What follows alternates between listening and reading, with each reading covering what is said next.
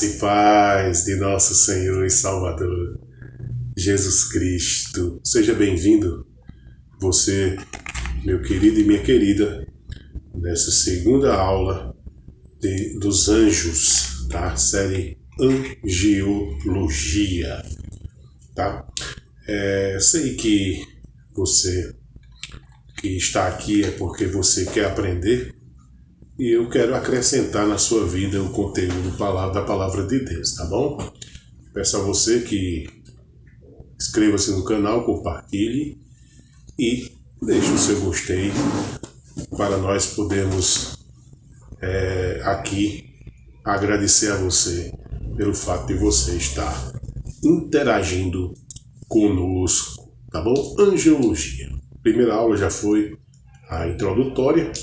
E agora nós vamos para a segunda aula, a hierarquia dos anjos, é o tema de hoje. A hierarquia. Você sabe o que é hierarquia? Hierarquia quer dizer a organização, uma ordem, né, de determinado, digamos, batalhão, exército. Existe a questão das hierarquias. Então, hierarquia é exatamente cada posição de autoridade, e aqui no sentido os anjos, tá bom? Mas antes de mais nada, eu peço a você que abra sua Bíblia em Hebreus capítulo 1 e o versículo 14. Hebreus capítulo 1 e o versículo 14, tá bom? Diz assim: não são todos eles espíritos ministradores, enviados para serviço a favor dos que hão de herdar a salvação? Aqui na versão atualizada, né, a palavra de Deus na carta aos Hebreus atribui aos anjos a questão de serviço, ou seja, que tipo de serviço os anjos oferecem? Auxílio, proteção, livramento, né, daqueles que são salvos, né? O texto está dizendo assim. Tá bom assim? Então a hierarquia dos anjos, ela podemos dizer que existe sim, certo? Existe sim. Ao abrir aí, você, por exemplo, abrir a sua Bíblia agora, né?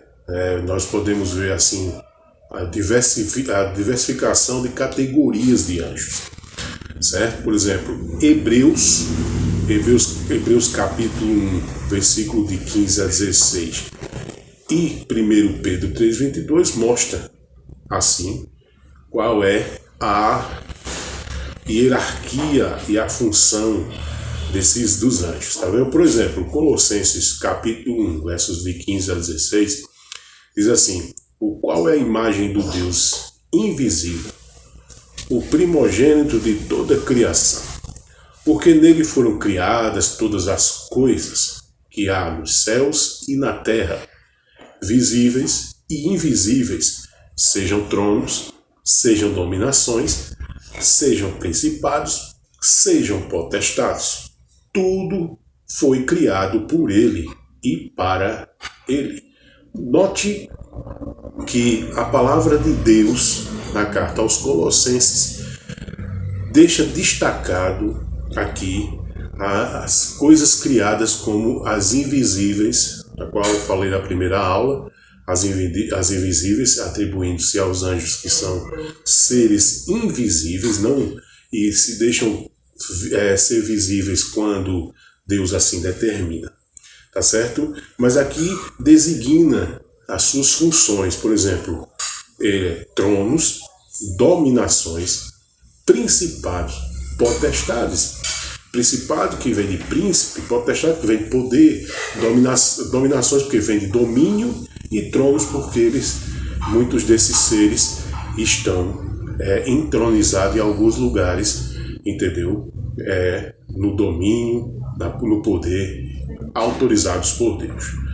Em 1 Pedro, capítulo 3, versículo 22, assim: o qual está à destra de Deus, tendo subido ao céu, havendo-se sujeitado os anjos e as autoridades e as potências. Ou seja, aqui, primeira parte, o texto de Pedro relata o próprio Jesus, certo?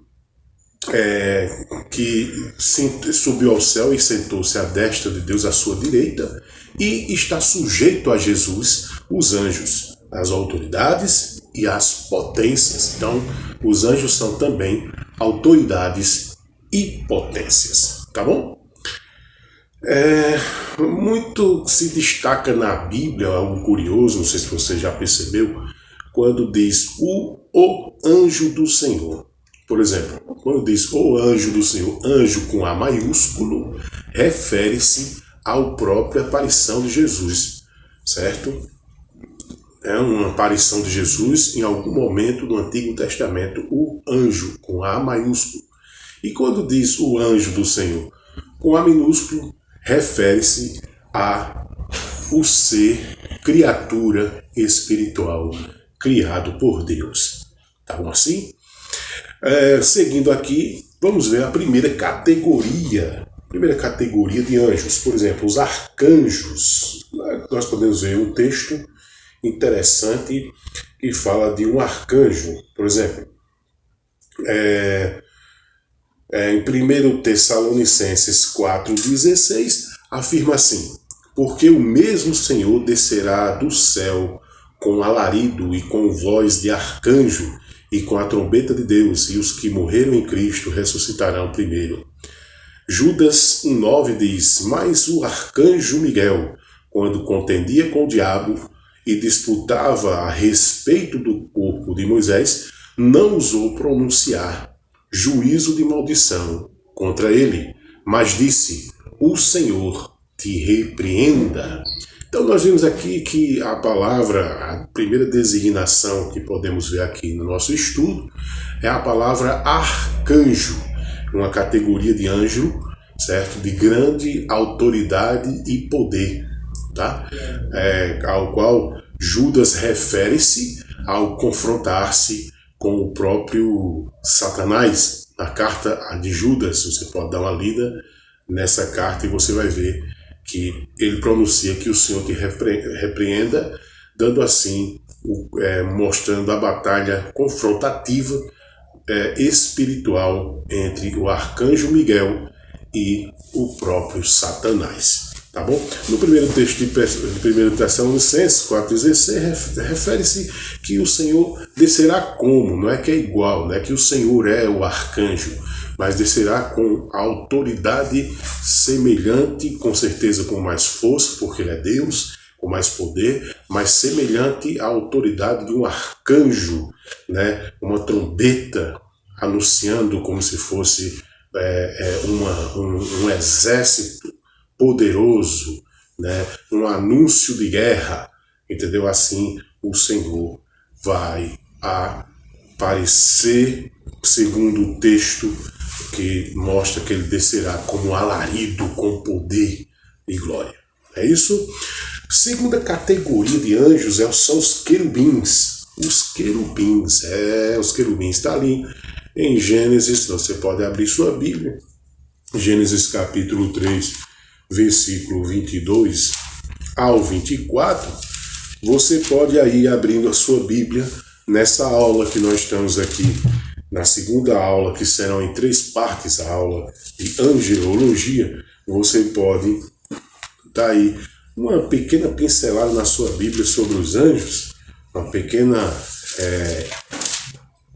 vista aí sobre a questão dos anjos, e você pode encontrar no capítulo 3, versículo 22 ao 24, certo? A questão dos querubins, por exemplo, 3, 22 e 24. Diz assim, veja bem.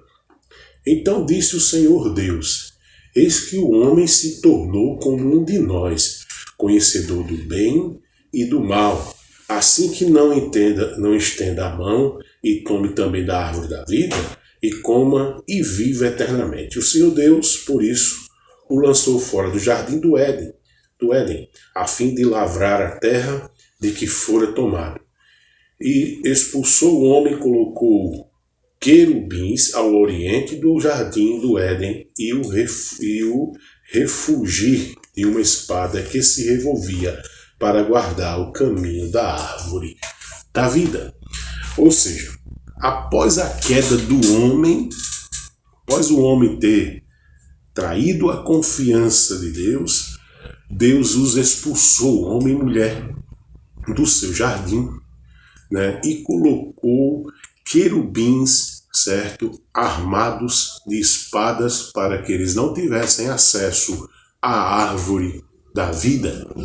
Então, segunda categoria que vimos aqui dos seres angelicais, é a categoria dos querubins. Vimos os arcanjos, agora nós vimos os querubins, tá bom? Há muitos outros textos que comprovam a existência espiritual dos querubins, como Ezequiel capítulo 10, versículo de 9 a 16, você pode verificar. Segundo Samuel 22, 11, certo? Salmos 18, 10, Ezequiel 9, 3, Ezequiel 10, do 3 ao 4, Ezequiel 11, do 22 ao 23 e Apocalipse 15, 7.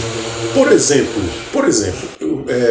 eu vou ler alguns aqui para você ver que aqui Ezequiel 10, 9 ao 16, diz assim: E então olhei, e eis 4 rodas juntos aos querubins. Uma roda junto a um querubim e outra roda junto a outro querubim. E o aspecto das rodas era como a cor da pedra de berilo.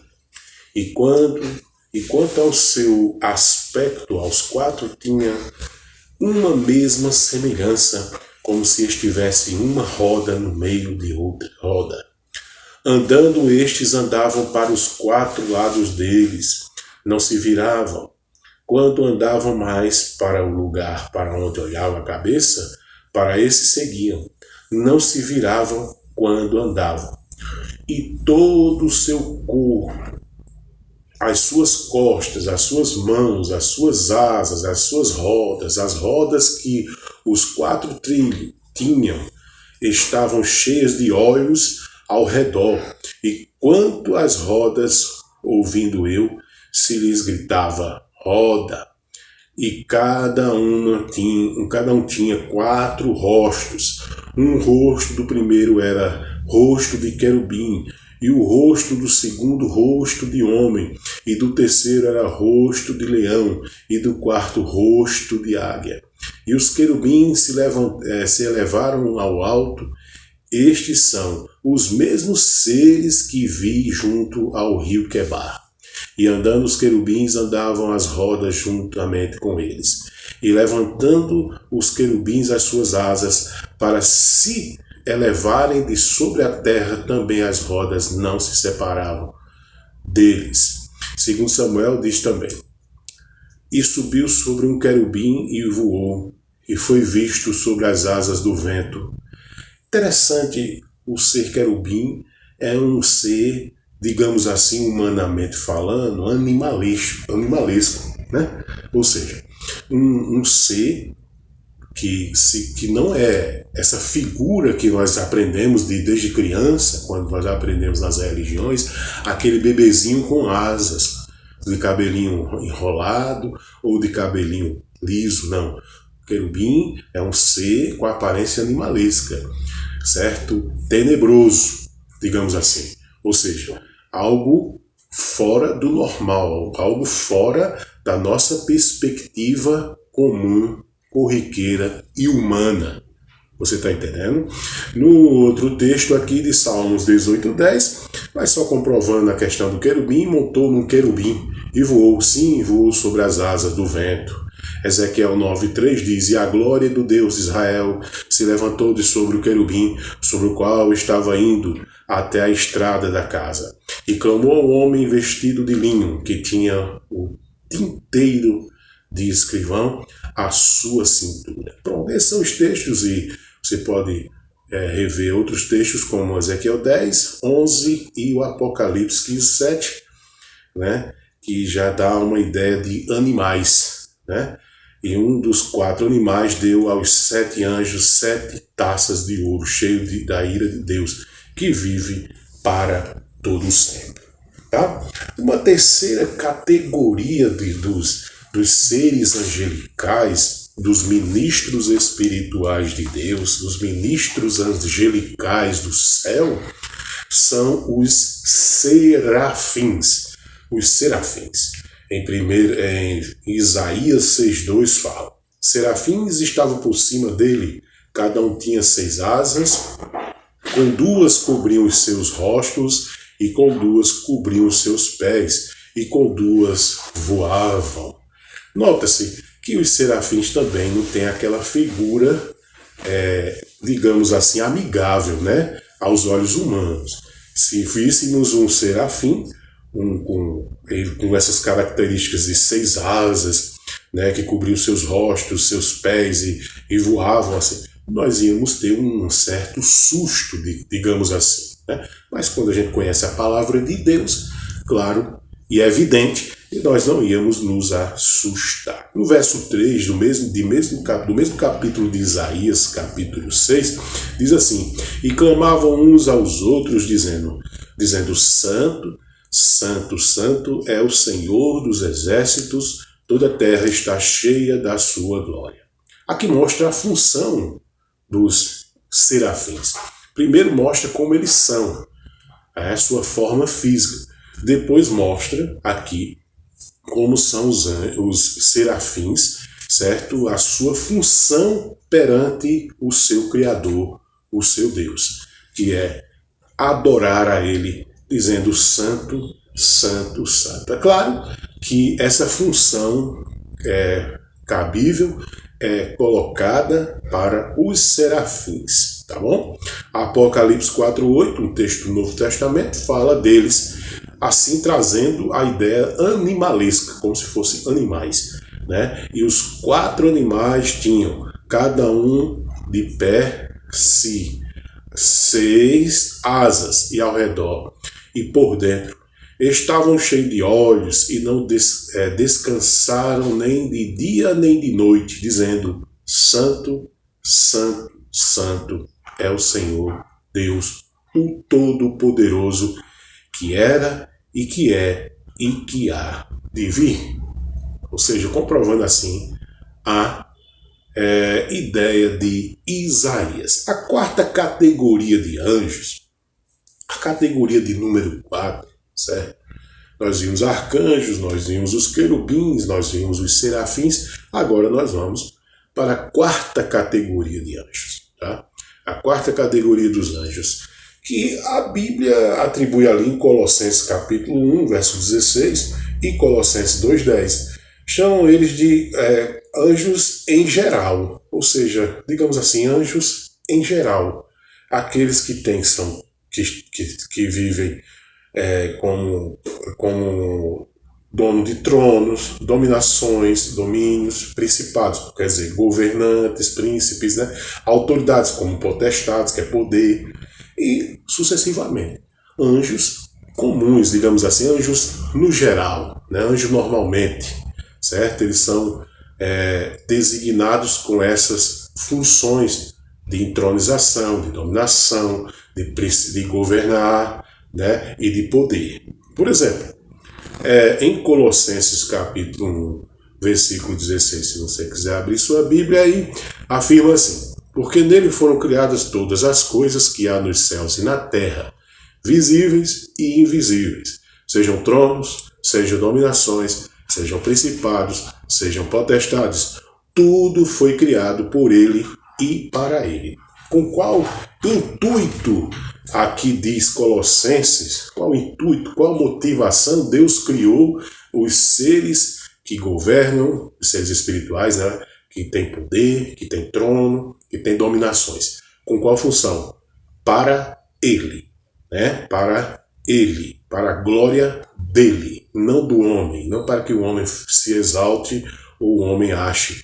Como eu disse na primeira aula, você assiste, que os anjos estão a seu a seu dispor, como se fossem seus empregados, de maneira nenhuma. Os anjos servem unicamente a Deus.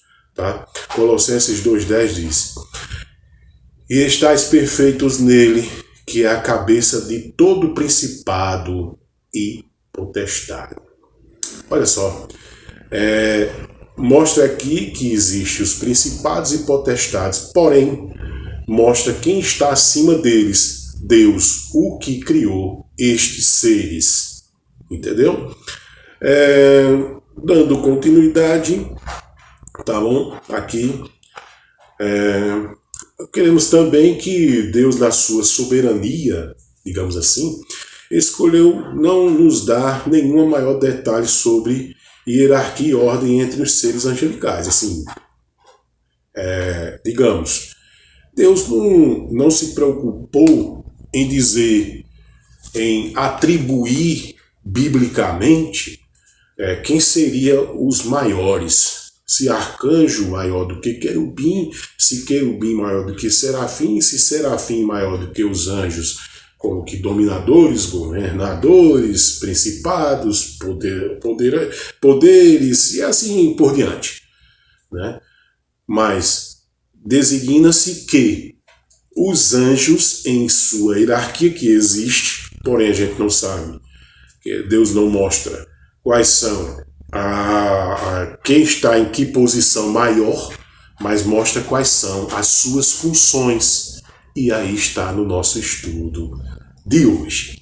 Tá certo assim, meus queridos? Então que Deus abençoe você. Vamos orar nesse momento, né?